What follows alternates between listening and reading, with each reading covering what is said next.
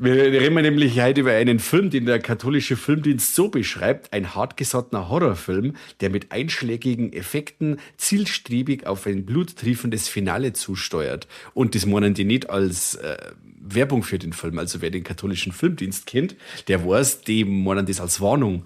Und für uns ist das wieder eine Einladung, weil Kani, über was reden wir denn heute? Wir treffen uns heute wieder zu unserem noch sehr jungen Format, den Classics. Ja. Classics. Und hauen halt The Return of the Living Dead 3 durch. Und heute ist mit Return of the Living Dead 3 auch wieder eine Steady-inklusive Folge fällig. Also raus mit die fetten Kohlen, macht's ein Abo, wenn's ihr wissen wollt, was wir für heißen Scheiß zu Night of the Living Dead 3 erzählen. Return of the Living Dead 3. Meine ja, Return of the Living Dead, stimmt.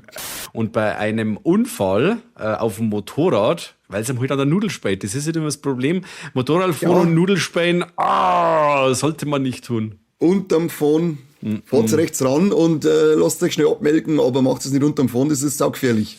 Mein Gott, der blutet und dann tritt er einfach mit dem Fuß. Ja, kann man sich schlimmere Vorbilder nehmen. Sie schaut nämlich dann echt irgendwann richtig geil wild aus. Echt? Da ist dann Wildbohner, wenn es dann wirklich dann rauskommt und dann sagst, hey krass, was ist denn mit dir los?